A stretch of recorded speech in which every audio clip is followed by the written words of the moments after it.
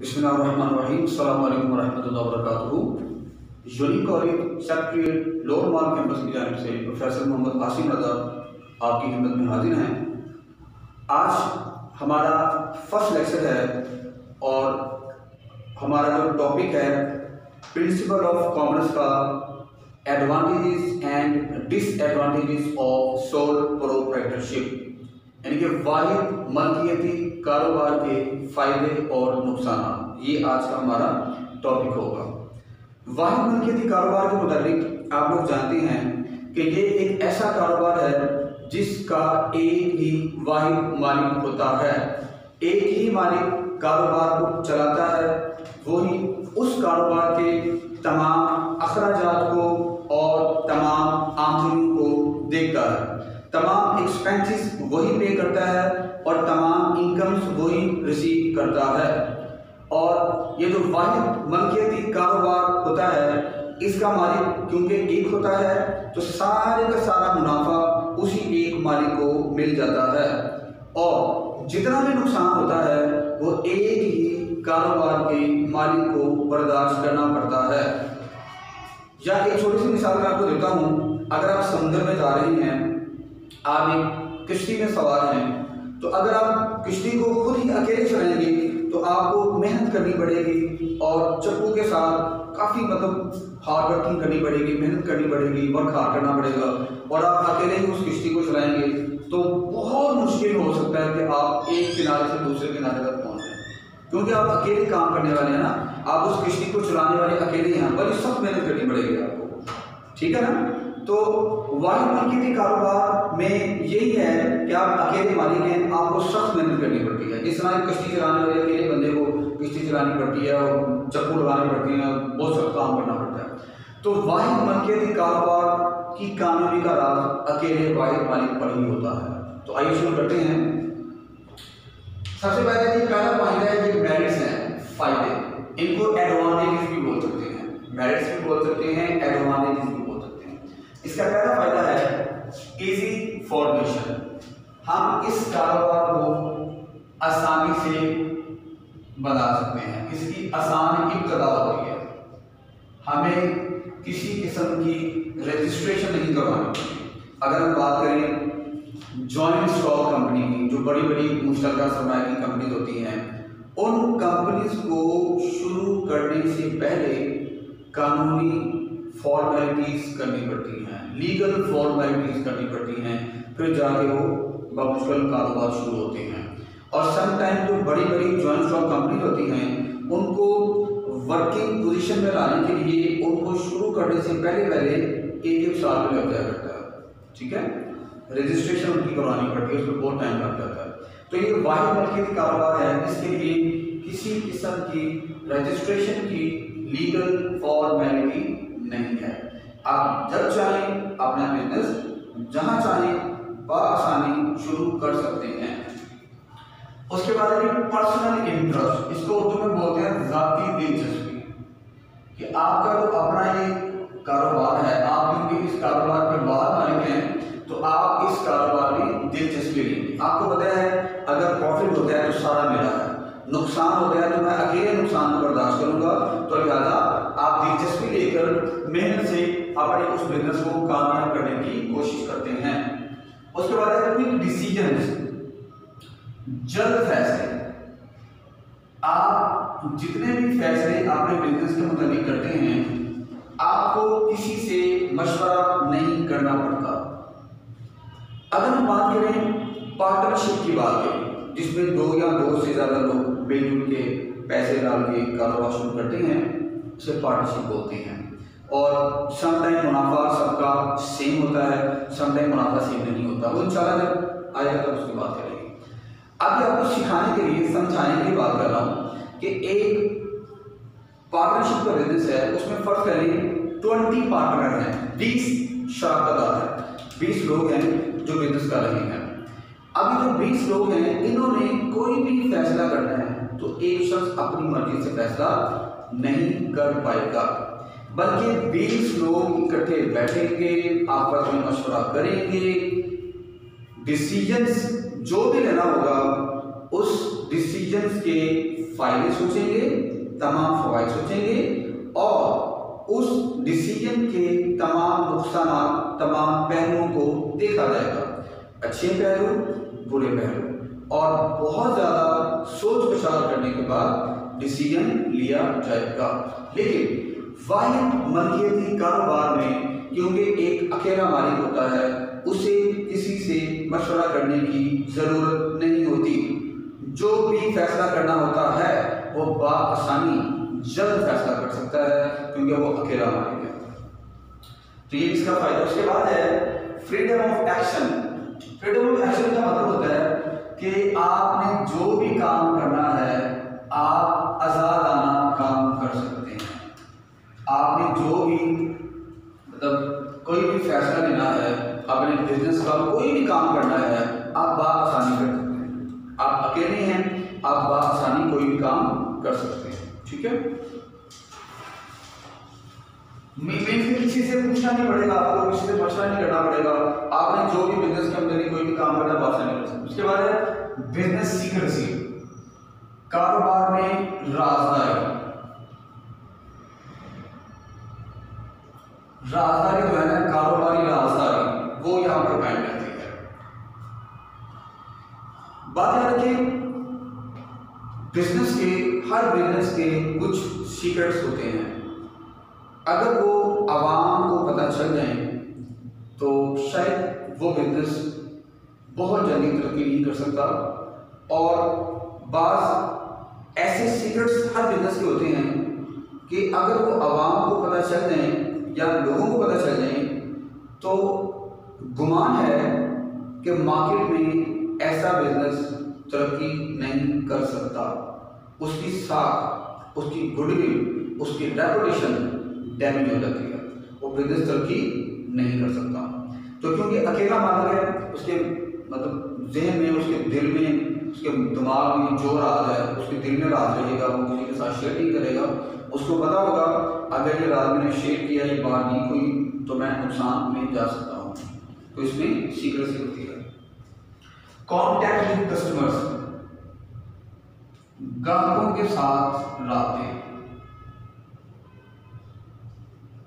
ग्राहकों के साथ राब्ते।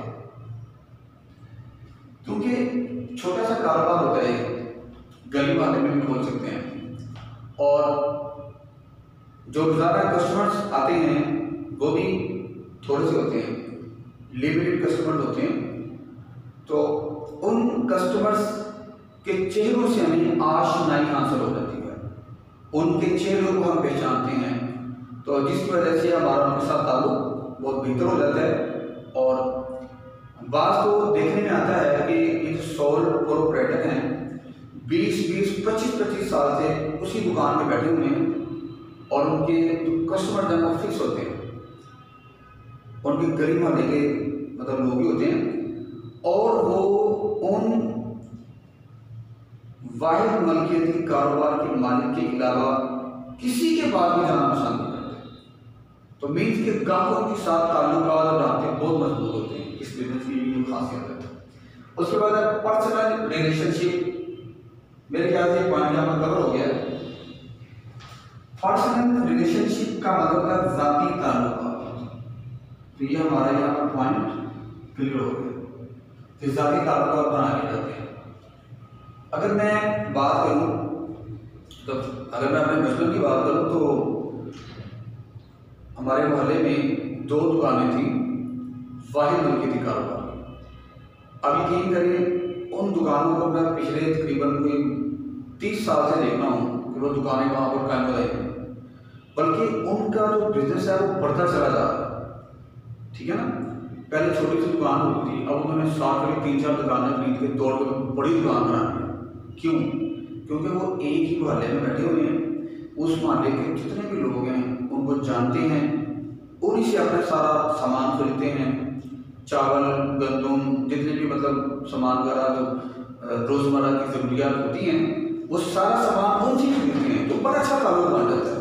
तो इस बिज़नेस का यही फ़ायदा है कि अगर आप मार्केट में बैठे रहते हैं, अगर आप गली मोहल्ले में जहाँ पर आपका ये कारोबार है वहाँ बैठे रहते हैं, तो आपके ताल्लुकात बहुत अच्छे बन जाते हैं। उसके बाद है ईजी एक्सेस। इसको उर्दू में बोलते हैं आसान रसाई।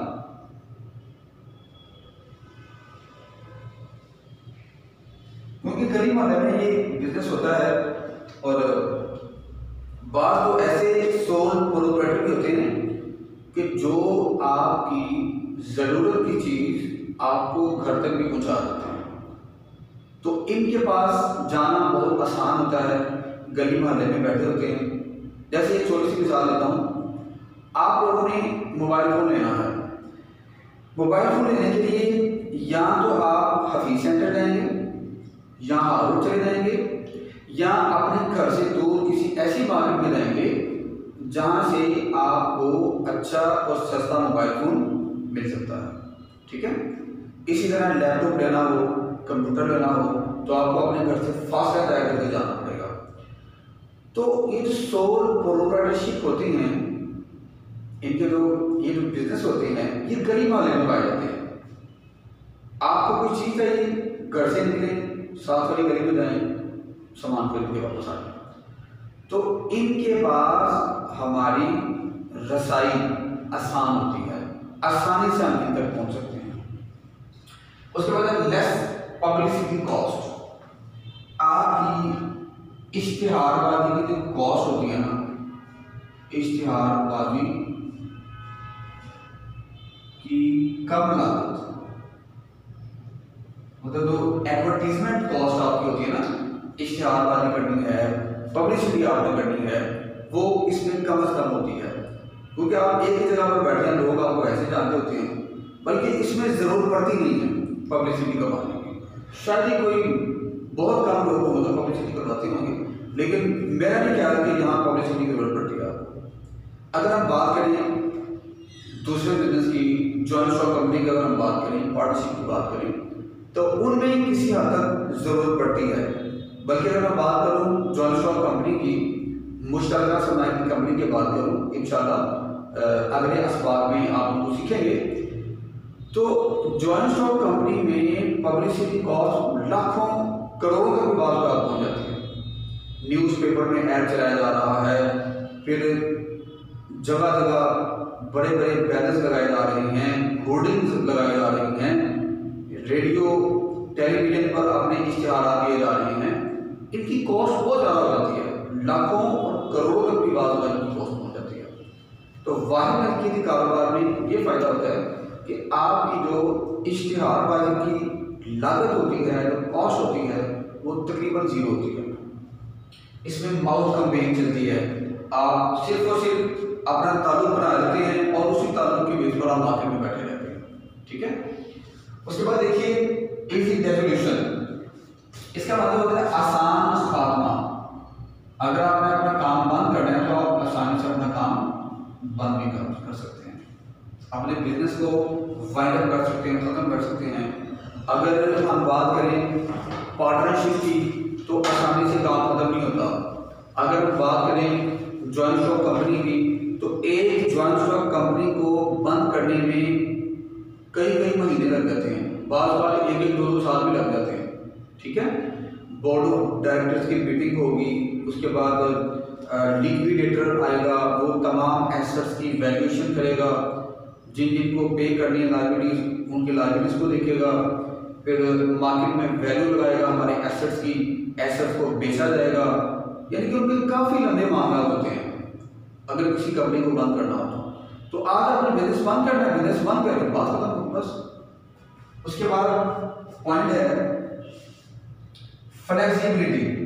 फ्लेक्सिबिलिटी को उर्दू में बोलते हैं लचकदारी, नरमी। लचकदारी या नरमी बोल सकते हैं। तो फ्लेक्सिबिलिटी मीन्स कि वाहिद मलकियती कारोबार में पहली बात तो यह है कि जो भी पॉलिसीज आपने बनानी है वो आप खुद ही बनाएंगे। रूल एंड रेगुलेशन एक वाहिद मालिक पर शुरू होते हैं और उसी वाहिद मालिक पर ख़त्म हो जाते हैं। मार्केट में किसी से मशवरा करने की जरूरत नहीं है, सख्त रूल एंड रेगुलेशन नहीं होते, नरमी होती है। मतलब अगर मैं एक बात करूँ पार्टनरशिप की कि 10 लोगों ने मिलकर के काम शुरू किया या 20 लोगों ने मिलकर के काम शुरू किया, अब उन्होंने अपने आप को बाउंड कर लिया है कि हमने हर सूरत सुबह 7 बजे अपना उधार लेना है तो इसका मतलब है रूल बन गया है, सख्ती से इस पर अमल करना पड़ेगा।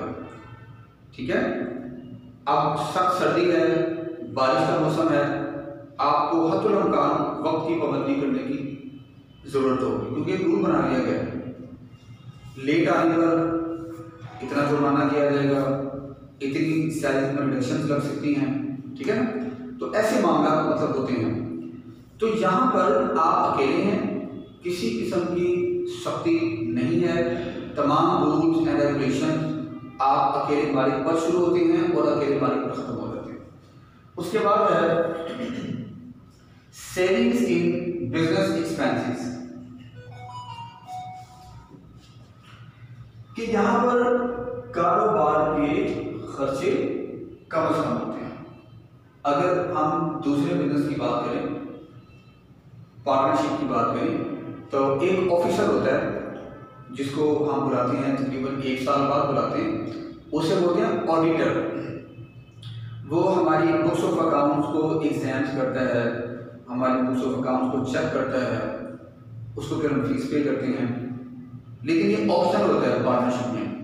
अगर मैं बात करूँ किसी बड़ी कंपनी की, जॉइंट स्टॉक कंपनी की, मुश्तरका सरमाए की कंपनी की, तो मुश्तरका सरमाए की कंपनी में एक ऑफिसर आता है, साल में 4 बार भी आ सकता है। ठीक है, साल में 2 बार भी आ सकता है, साल में 1 बार तो लाजमी उसको आना होता है। उस ऑफिसर का नाम होता है ऑडिटर। ऑडिटर कौन होता है? ऐसा शख्स जो हमारे बुक्स ऑफ अकाउंट्स को चेक करता है। ठीक है, journal, ledger, trial balance, balance sheet, cash flow statement, statement of activity, जो अकाउंटिंग के रिकॉर्ड होते हैं ना, वो उनको चेक करता है कि कहीं कोई फ्रॉड तो नहीं किया जा रहा। फिर वो हमारे से चीज़ की फीस लेता है, अपनी बड़ी बड़ी फीस लेते हैं, बड़े पैसे लेते हैं लोग। तो वाहिद मिल्कियती कारोबार में ऐसा कोई खर्चा नहीं होता। ठीक है, तो इनमें एक्सपेंसेस का मतलब होते हैं। उसके बाद सेविंग इन टैक्स। देखिए, पहली बात तो ये है कि आपको भी बहुत बड़ा बिजनेस नहीं होता कि जो आप पर हैवी टैक्सेस इम्पोज होंगे। टैक्स लगता होगा, लेकिन नॉमिनल टैक्सेस, हल्की फुल्की मिकदार में आपको टैक्स पे करना पड़ते हैं अगर लगता हो तो हुकूमत की तरफ से। अभी तो छोटे छोटे कारोबार होते हैं, इन पर नॉर्मल टैक्स नहीं लगता। ठीक है, वाहिद मलकियती कारोबार जो हैं ये टैक्स से मुस्तस्ना होते हैं, इन पर टैक्स नहीं लगता। अगर कोई ऐसा वाहिद मलकियती कारोबार हो जो बहुत फैल गया है, तो उसका ऑपरेशन बहुत बड़ा फैल गया है, उसका काम बहुत ज़्यादा बढ़ चुका है उसका, तो जैसे एक पेट्रोल पंप की मैं बात करूँ, उसका भी एक ही मालिक है, अब उसको टैक्स लग सकता है क्योंकि उसके ऑपरेशन बहुत ज़्यादा फैल चुके हैं, तो नॉर्मल इन पर टैक्स नहीं लगता। उसके बाद है लेस चांसेस ऑफ फ्रॉड। इसमें फ्रॉड के मौके भी कम होते हैं, एक ही शख्स होता है और चाहे तो मार्केट में मशवरा करके चल सकता है। बहरहाल फ्रॉड तो हर जगह पर होता है, आपको बताया कि कितना भी हालात पे जा रहे हैं, लेकिन अगर इसके साथ फ्रॉड होता भी होगा ना तो बहुत थोड़ा फ्रॉड होता होगा, चांसेस कम है फ्रॉड से। क्रेडिट फैसिलिटीज, बात याद रखें, बैंक हमेशा उस बिजनेस को उधार देता है जिसके अकाउंटिंग के रिकॉर्ड बने होते हैं। बैंक जब किसी को देता है ना उधार, तो कहते हैं कि पहले अपनी कैश फ्लो स्टेटमेंट चेक करवाओ। कैश फ्लो स्टेटमेंट क्या होती है? कितना पैसा हमारे बिजनेस में आ रहा है, कितना पैसा बिजनेस से जा रहा है, बिजनेस का इनफ्लो चेक करना होता है।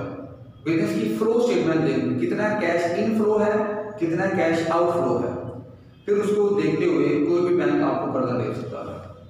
ठीक है, लेकिन अगर आप किसी बैंक में जाते हैं कर्जा हासिल करने के लिए वाहिद मलकियती कारोबार के तहत, तो हो सकता है कि आपको कर्ज ना मिले, लेकिन अगर आप अपनी फाइनेंशियल पोजीशन को शो करवाएंगे कि मेरे पास बहुत पैसा बड़ा हुआ है, मैं बड़ा मजबूत शख्स हूँ पैसों के बारे से, मेरी फाइनेंशियल पोजीशन अच्छी है, तो फिर आपको आसानी से कर्जा मिल सकता है।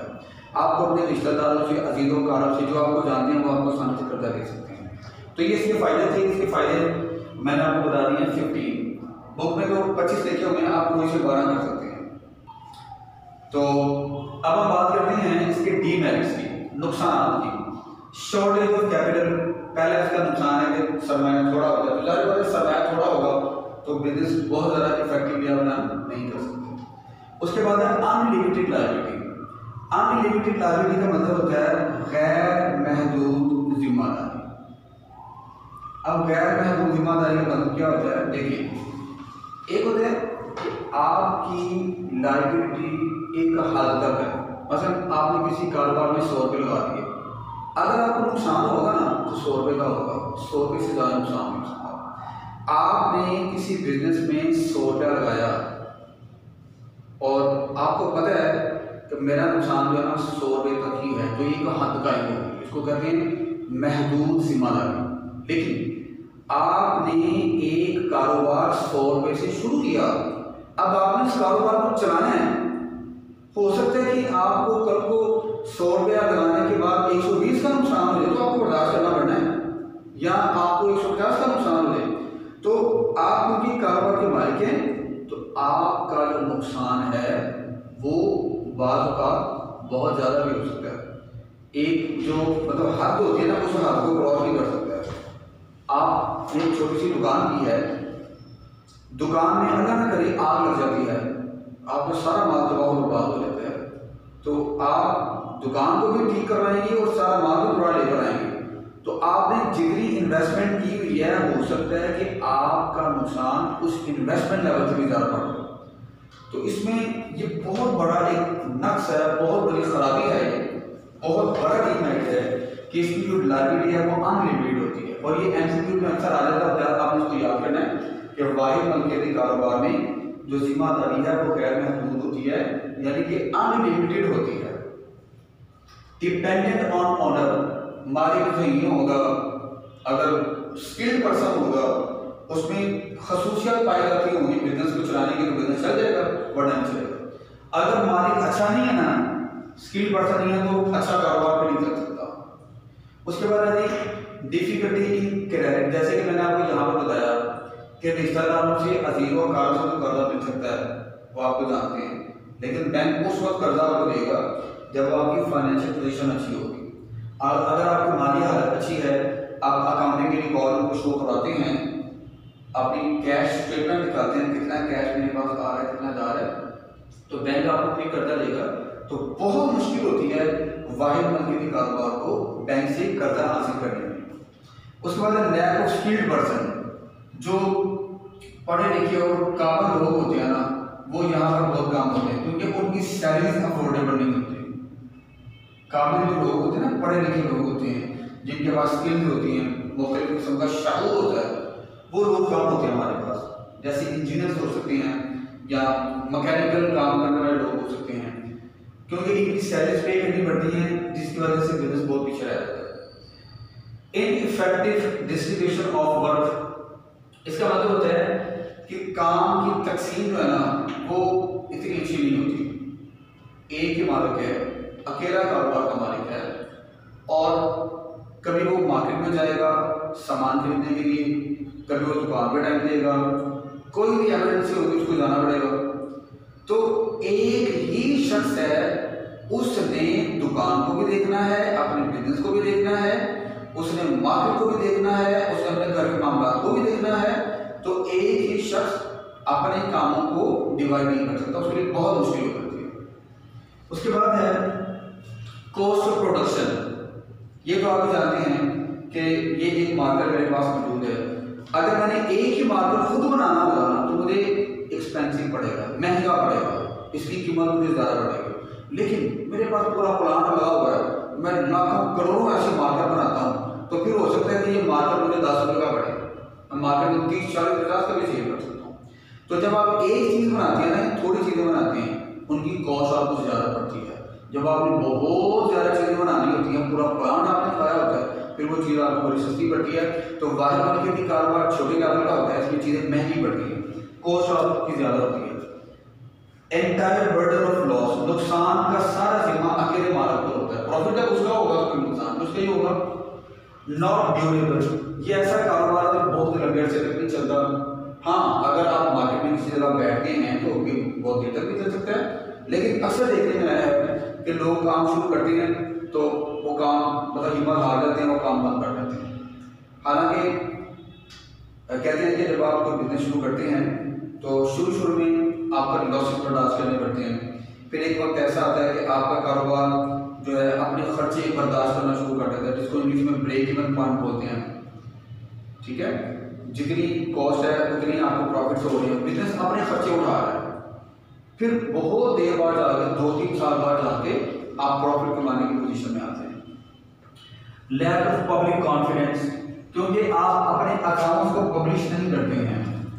आपके जो है ना बिजनेस अकाउंट होते हैं, जैसे balance sheet, profit and loss account, cash flow statement, statement of equity, जो मुख्तलिफ किस्म की अकाउंटिंग की फाइनेंशियल स्टेटमेंट होती हैं, वो हम क्योंकि मार्केट में आवाम के सामने डिस्क्लोज नहीं करते हैं, हम पब्लिश नहीं करते, जिसकी वजह से लोग हम पर यकीन नहीं करते। आप डिस्क्लोज नहीं करते अपनी फाइनेंशियल जो है स्टेटमेंट्स को, तो जिसकी वजह से लोग आप पर यकीन नहीं करते, आपको कर्ज नहीं दे सकते हो। उसके बाद लैक ऑफ इंस्पेक्शन, वही हम पहले बात कर चुके हैं। इंस्पेक्शन का मतलब मुआयना करना, और मुआयना कौन करता है? एक ऑडिटर होता है जो 1 साल बाद आता है, लेकिन इसमें ऑडिट भी हो नहीं सकता, इसका ऑडिट कंपल्सरी है ही नहीं, कंपल्शन कोई नहीं है, बल्कि पार्टनरशिप में भी ऑप्शनल है, जॉइंट स्टॉक कंपनी में कंपल्सरी होता है।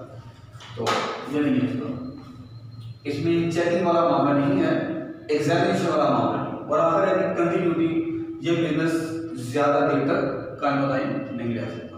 तो बेटा ये हमारा आज का लेक्चर कंप्लीट हुआ, तो इंशाल्लाह नेक्स्ट लेक्चर में आपसे मुलाकात होती है। अपना ख्याल रखिएगा, दुआ में याद रखिएगा। अस्सलाम वालेकुम व रहमतुल्लाहि व बरकातहू।